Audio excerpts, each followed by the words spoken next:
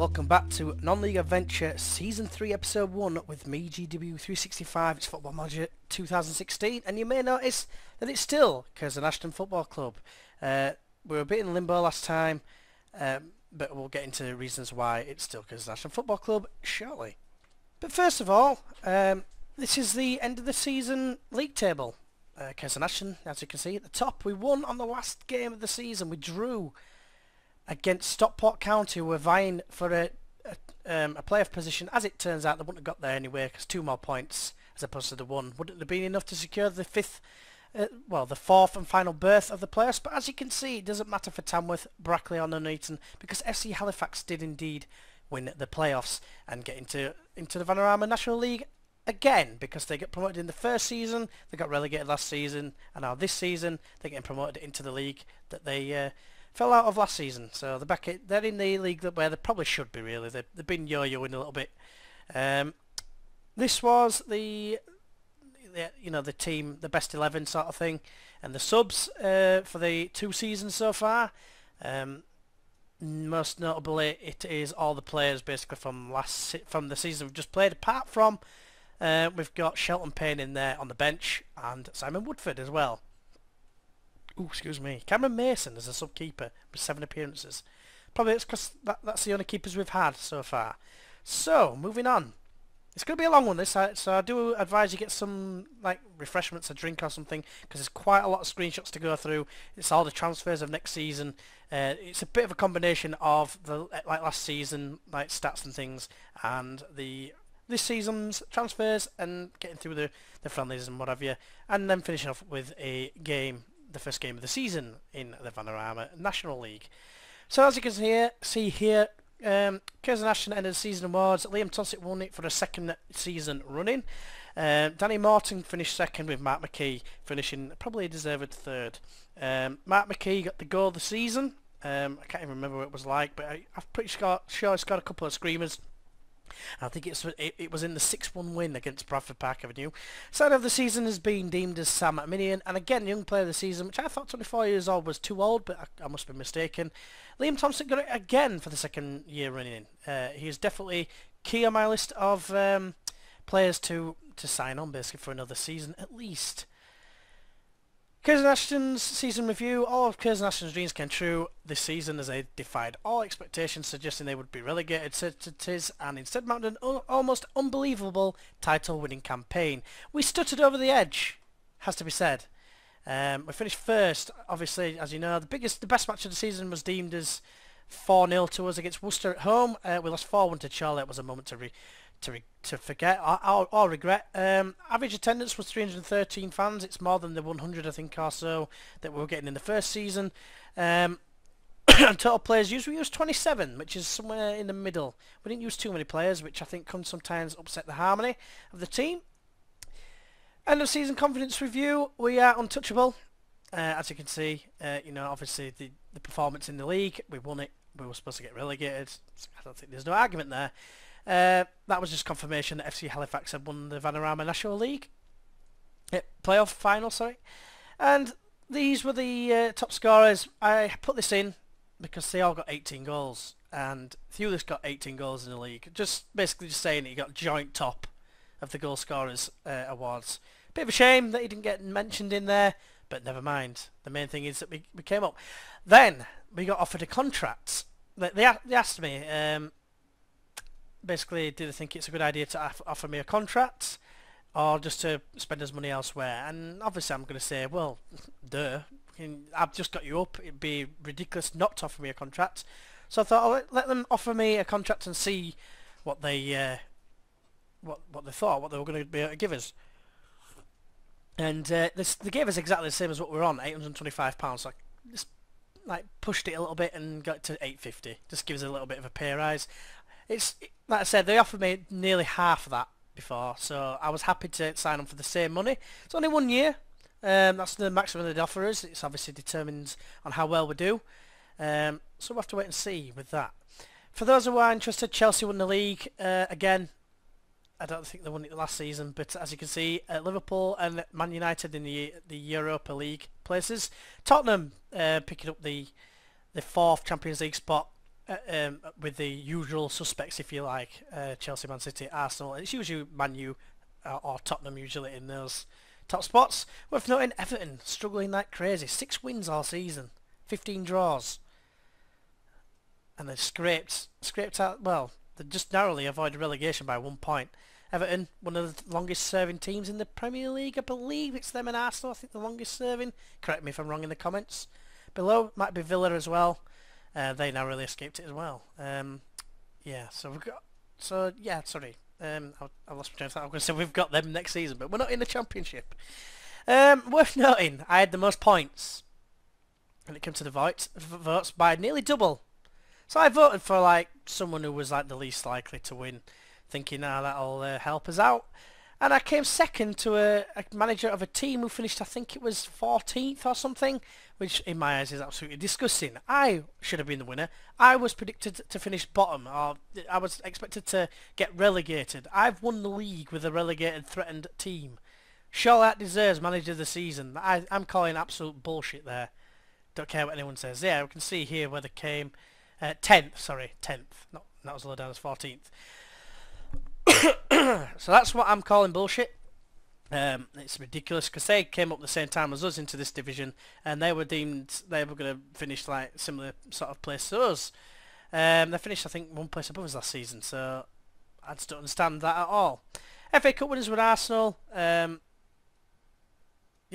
this was just the FA Cup review. There's nothing to do with us. I just mentioned it because of Arsenal being the FA Cup winners. Worth noting, I think that it's Klopp that's the manager of them after Arsene Wenger retired. Still untouchable the following month. England under 21, sorry, under 20s won the under 20s World Cup. Just worth noting. Chelsea won the league, as you can see here. Martial, the top scorer. Kevin De Bruyne with the most assists. Biggest underachievers, of course, was Everton because of the reasons I just mentioned. Bournemouth won the championship. Yeah, championship champions. Biggest overachievers were Oldham Athletic. Just note that they were in the championship last season, and they're still in the championship. They were expected to finish 24th. They finished 16th. Leeds were the biggest underachievers. They've narrowly avoided relegation. They finished 21st. They were expected to finish 12th. Yeah, they were. I was obviously hoping they were going to stay up, and fortunately they did, but by the skin of their teeth. Bradford City won the League One, so they're into the Championship. Biggest overachievers were Plymouth Argyle. I'm just wondering if they actually did enough. They finished third. Whether they got through with the playoffs, I'm not entirely sure. But yeah, Thierry Ambrose with the top score is a top scorer with 20 goals.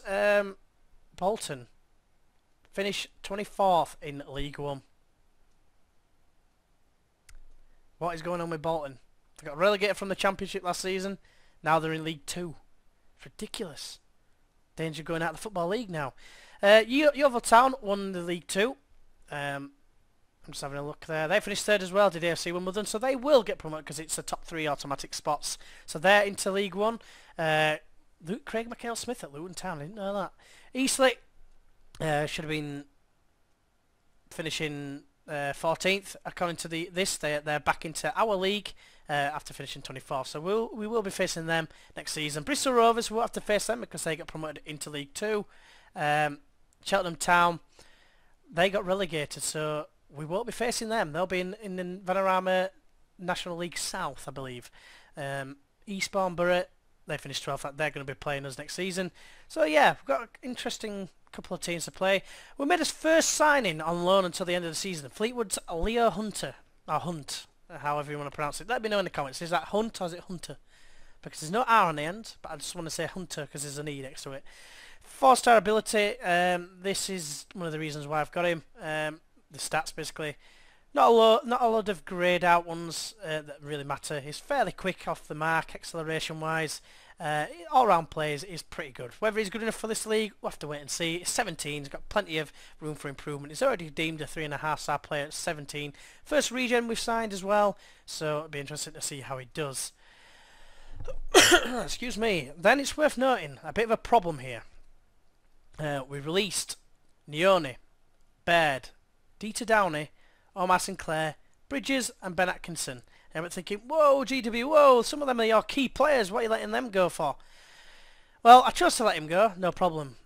He wouldn't sign a new deal. He wouldn't sign a new deal. He wouldn't sign a new deal because apparently he was still upset about the lack of football, even though I gave him it at the end of the season. Not really bothered. He wouldn't have signed a contract neither. So I was in a bit of a predicament. And as a result, after it all got updated and we're in the Vanarama National now, we're just very secure, not untouchable. Your decision to let Dieter Downey leave is a poor piece of business. I know it is, but there's nothing I can do about it if he doesn't want to play for us. So, another thing, we arranged for McKee to come back. Got injured for 2 months, and you know what's going to happen.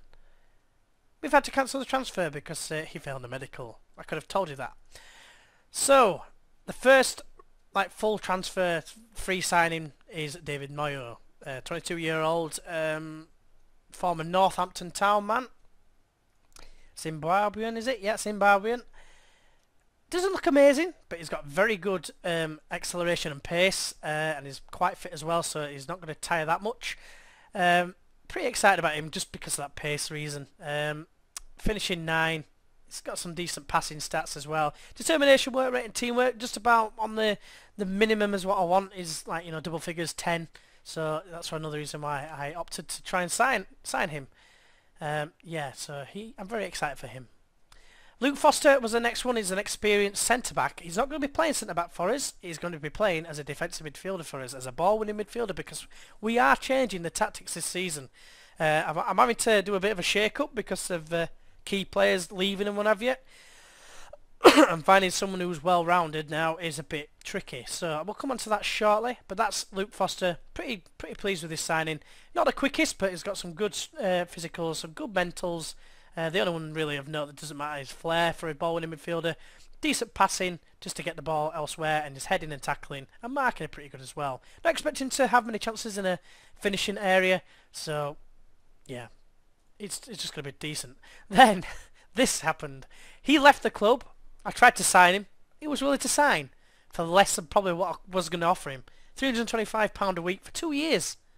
And it says here, he's a big favourite with the Curzon Ashton faithful. And they said he can't wait. The fans can't wait to see him run out in a Curzon Ashton shirt. Once again, it should be. One thing I will note is, as you see him here, leadership and determination and work rate are very key in a captain. When it came to the captain decision, it wouldn't let me select him. I'll come on to him later as to who I've got as captain. But yeah, he'd said he didn't want to be considered as club captain, which I thought was a bit odd.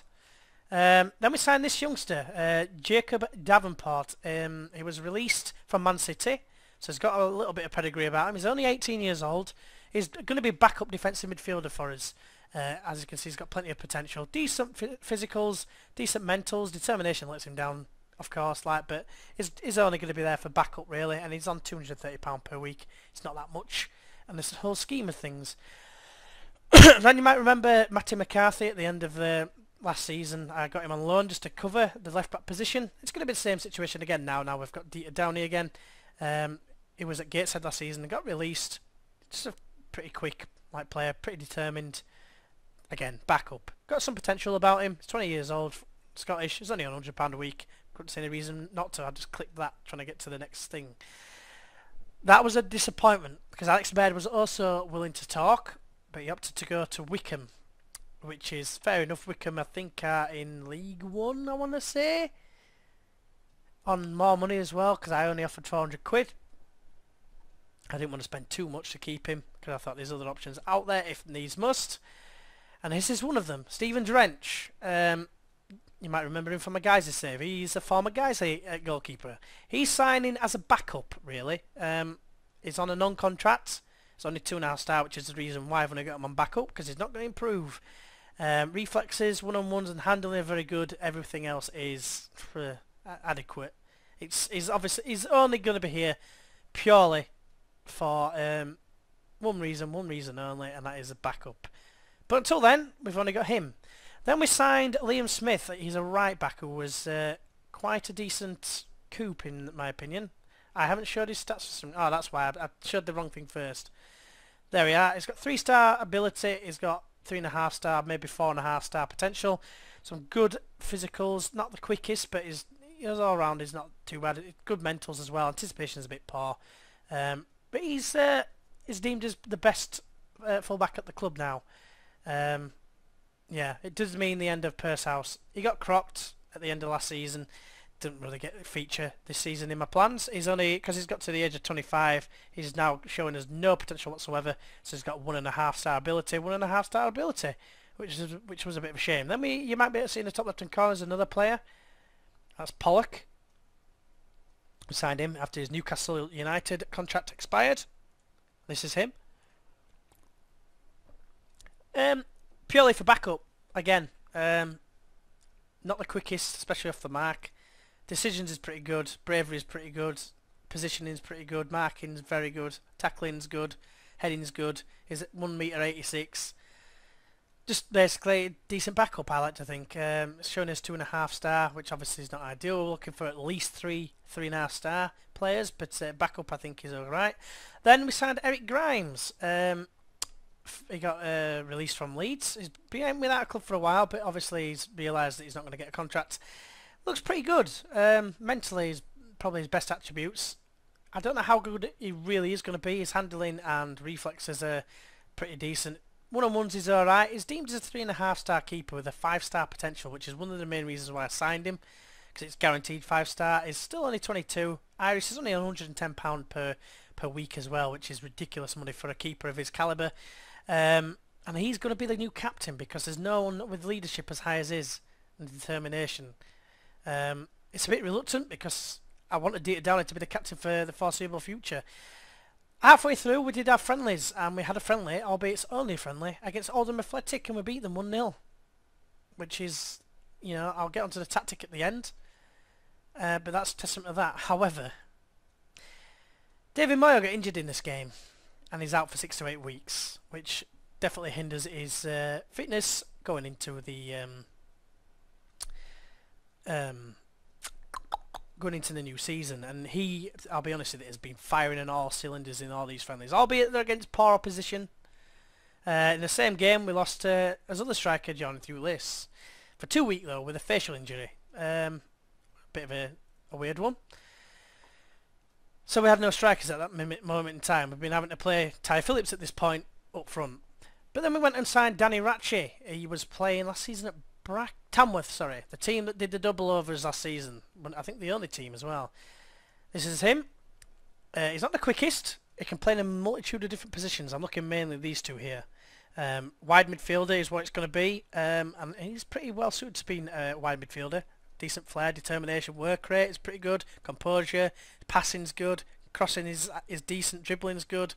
All round play, he looks very good. He's only 2.5 star, and he's actually backup. And that's because not this guy. I did sign another, like a third choice striker. He's a former Oldham like trainee. It's 20 minutes into this video pretty much already, and this is him. He's not amazing, but again, he's got good potential. He's 2.5 star ability. He looks half decent. Work rate lets him down somewhat, but we needed a striker just for the time being, just in case. Is it going to be the answer? Probably not, but he's going to be an adequate backup, I think. Moving on to the next one. Yeah, job security is still very secure. Obviously, they are disappointed with the departure of Ben Atkinson. I've tried and tried and tried. He just does not want to come back. He's got his thoughts elsewhere. It's still not even with anyone else yet. No other team has come in for him. Then we signed Canero. He actually signed for Harrogate on a non-contract when I was trying to get him on a proper contract.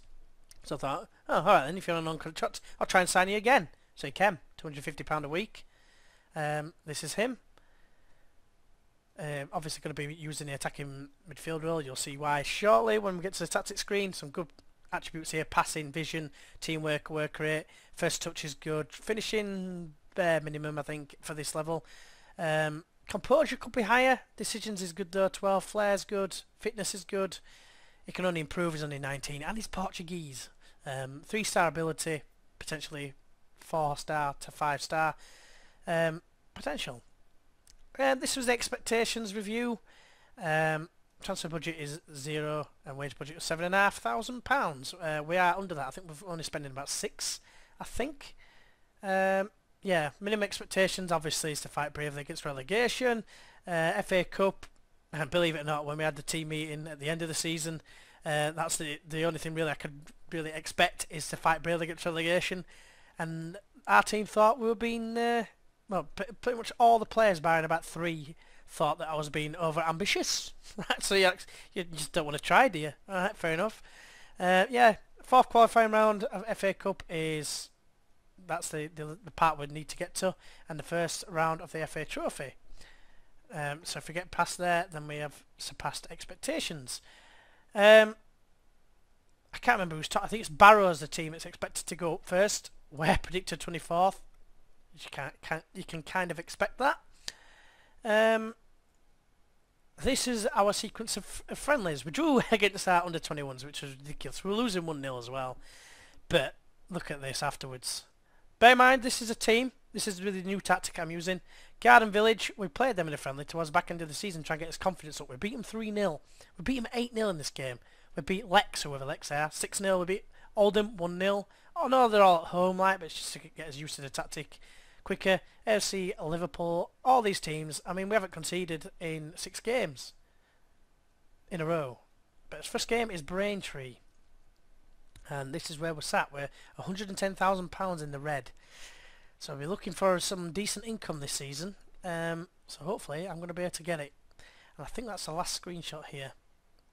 It is. Right, so hopefully, well now I'm just going to go into this game against Braintree. And let's see how we fare. So this is the team we're going to be starting with, and this is a tactic. You might be thinking, whoa, GW, that seems a bit adventurous. What you got? 1, 2, 3, 4, 5 attack duties. Yeah, it's a bit risky. We've still got the same partnership at the back of Ashworth and Flynn, with the only other covering player is Ben Pollock. However, Foster can drop in at centre back as well, so we do have plenty of cover in my opinion.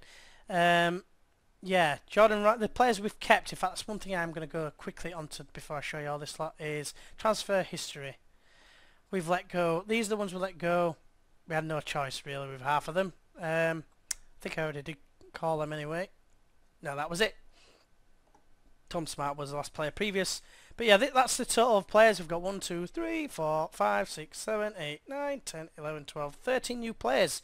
Seems a lot, and it probably is. If we go back to the tactics screen, we're accomplished at the minute. Marking's not great, but because we've changed the teams so many times. Blake has been offered a new deal, so he's now got a part-time contract, which is pretty good for us. Obviously he's fairly creative. He didn't really get much of a chance last season because there were too many players in his position, but his position is attacking midfielder or up front. Now he's not a striker for me. He's got 7 finishing. It starts at 6. That's not a striker's finishing stat. So I think he's going to do pretty well in the advanced attacking midfielder role on the left because he's left-footed. We've got, in fact, what am I doing? Start at the back. Grimes in net. Looks pretty good. No one's really match fit, but you've already seen him. We've got Smith at right back. We've already seen him. Then we've got Ashworth and Flynn. These are their attributes for them. For the people that can't remember, Flynn, that really improved. They are now both 28, are they? No, 27 and 28. Downey at left back returns. Showed a little bit of improvement. Foster is the ball-winning midfielder as a defensive midfielder. I can't even speak. In the defensive midfielder position as a ball-winning midfielder. We've got Phillips playing the wide midfielder. He can sort of play there to some degree. He's on attack, I think. So let's just... Alright, let's not do it like that then. Let's go like this. So yeah, his attributes aren't too bad. His tackling could be a little bit better. But he's been doing alright in the friendlies. Hunter on the left is already improving, so to speak. Blake and Tomsit. Tomsit's obviously not a natural in the attacking midfielder area, but he's looks half decent. Looking at this. Support, he's on support. I think the tactics say, yeah, support. So he's looking fairly useful in terms of his attributes. 7s, bare minimum. Liam Blake we've just looked at. Rio Murray. He's played 1 game for us up top, but we've had 2 injuries. One to Jordan Thewlis, who has been scoring goals, but not to the extent of Moyle. This is what I wanted to show you. He scored 10 goals in his first 5 appearances and 1 off the bench. Which tells you a lot about how good he's been, albeit against the poor teams, but he's been scoring for fun, and then he picks up an injury. So frustrating. Naturally a winger, but I've been playing as an advanced forward. Now, idea is here we've got wide midfielders because obviously they're a bit deeper. I'm hoping they might drop inside a little bit. Help out in defensive situations. We've got a lot of team instructions on. I've taken it from some guy on Sports Interactive. But it's obviously it's got to be suitable for the players that you have. Now, advanced forward definitely suits a lot of my players. A lot of them deep line forwards just don't seem to be very useful. But the thing that's made me change the tactic is how poor we were towards the back end of the season. We literally staggered over the line. On the bench for us, we've got Johnny Gorman. You remember him from last season. He's on a non-contract basis now because wanting to prove his worth, if I'm being completely honest, because I didn't feel like it was worth offering him a contract. So I think we've still got £1.5 to spend on potential players. We've got Jacob Davenport as a backup for the defensive midfielder position. Mike McCarthy can cover all across the back four. Thewlis obviously is a good option to bring off the bench. His goal scoring prowess. He's on a non-contract at the minute as well. He's wanted by a club. And then we've got Danny Ratchie, who can play in a couple of positions as well, most notably wide midfield. So I'm looking forward to this game. It's been 25 minutes before this game is even kicking off. All these other players are just on like a reserve. I do want to involve Pedro Canero at some stage, but he's only just joined. I wanted to get some match fitness first. Sam Minion's been pretty good at right back. And we've got Morton still, who did sign another contract extension for a little bit less money. He can play right midfield, but the wide midfielder, but finishing is only one. That kind of lets him down. But everywhere else is not too bad. So he is a decent option to bring on, or alternate, or in other words, rotate. But this is a team we're going to go with. Let's see what happens. We're probably going to get beat. It's the first game of the season in a division above. We're predicted to finish bottom of the league. But we beat Oldham, albeit, it's a friendly. So we've got 2 squad numbers to give out. Daniel Ratchie is not having number 8 because he's backup. You can be 26 and Rio Murray can be 27. I have a theory, well not a theory, but I've got my own way of giving out numbers. It's based on Leeds United when they were in the Champions League sort of era with the players they had there. People like they had like Gary Kelly at right back, number 2, Danny Mills at 18, Ian Hart was number 20. That's 1 point. Number 3, I can't remember who was number 3. But yeah, that's the way I do it anyway. So we are actually the favourites here. Braintree, they were, I think, predicted to finish 14th if memory serves me right. We are the favourites. If morale is really high, I'm going to expect to win. It's not really high. I'm going to expect to win. Sod it. I expect to win. I expect you to play out of your skin. Even if you score with your shin and you call the player that you knock it past a quim. I don't know, I'm just trying to rhyme as best I can. I'm failing miserably. I'm not into this rappy-dappy-do that much. So I'm not very good at it. And I know this is tedious. First game of the season though, we need to get off to a good start. I think 50 points is probably the first target. Let's try and get to avoid relegation. That's got to be the first target that we aim for. We take it a game at a time, obviously, but we're not looking for automatic promotion here. We're looking for escape relegation first. Season of consolidation, get some better defenders in perhaps, because I think that's where we're going to come unstuck this season. In early days in this tactic, and they've had more or less all the play, but we've taken over now. That's a decent ball to Murray, holds it up well, finds Tomsit. Is this an early chance for Curzon-Ashton, or is it going to be a false highlight as Phillips gets it down? He's got 2 players for company and he knocks it back to Smith. Squares it to Foster. Nice little ball to Tomsit. Plate gets it now. He sprays it wide to Smith. The first time volley cross. It's headed down. It comes to Phillips. Oh, what a save. Hunt! He's at the post. Glorious opportunities for Curzon-Ashton in the first minute.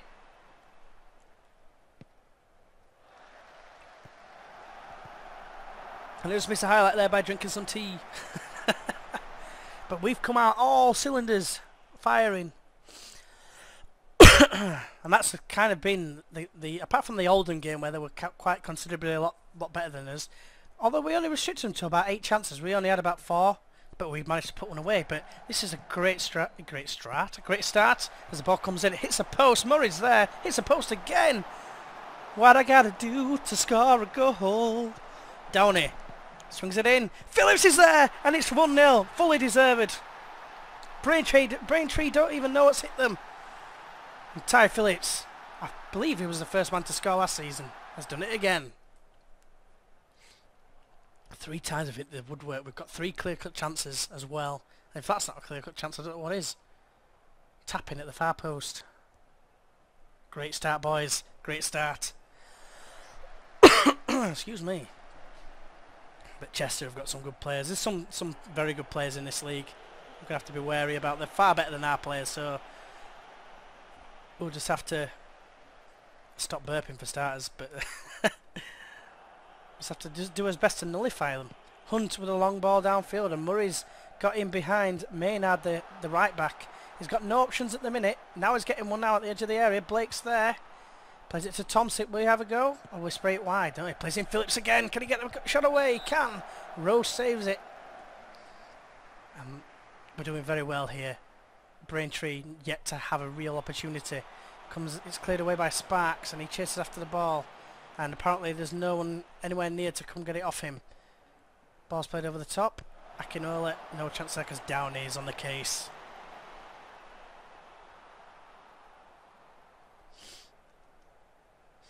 Corner, a rare chance for Braintree to get something here. Oh, it's cleared off the line by Smith. Grimes was beaten, the former Leeds keeper. Excuse me. That was the first real opportunity for Braintree. Murray sets Phillips away, and Phillips now has got a bit of space now to pick a pass or a cross. Holds it up, he squares it for Blake, but it's a poor pass, and Tolek knocks it out for a throw-in.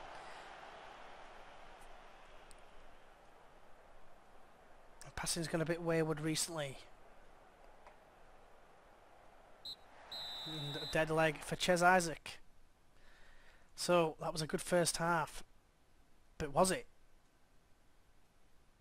We didn't play that well. Dare I do it?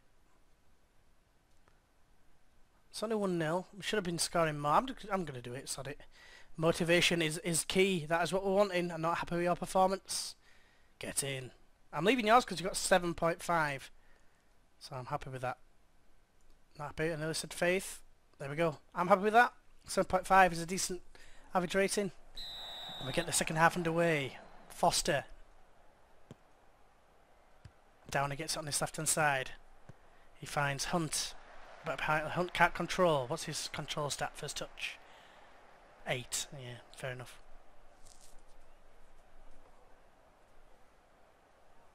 As you can see at the minute, we are 7th as it stands. Barrow winning 4-0, it looks like. 5-0 now. That's a great result for them. They are predicted to top the league. Leo Hunt gets a yellow card, and there might be time for some changes coming up shortly. Thompson now, let's see what this highlight brings. It finds Phillips. Murray's in a bit of a pocket of space here in the mid-centre. Plays it out wide to Hunt. Hunt now. Plays it inside, he finds Blake! Oh, he's blazed it high and wide. But it doesn't matter because there's going to be some changes. Johnny Gorman is going to come on for Leo Hunt, who has got a yellow card. Luke Foster's probably going to be one of the changes as well. Jonathan Hewlis is going to come on for Rio Murray. So let's see how they fare. It's a debut. No, it's not. The debut for Rio Murray is over. And Luke Foster will be coming off shortly. I'd love to get a second goal before I do that though, because I want to give Davenport a run out. Gorman, Downey, same left hand side as last season, largely. Blake to Foster. Nice ball through to Hewlis, who finds Thompson, and Thompson should score! Has he scored? He does. Phillips scores again. It was a great save from Rose, but it fell to Phillips, who powers it in at the right hand side. Great opportunity. How is that not a clear-cut opportunity? Either of them. It's got an open goal.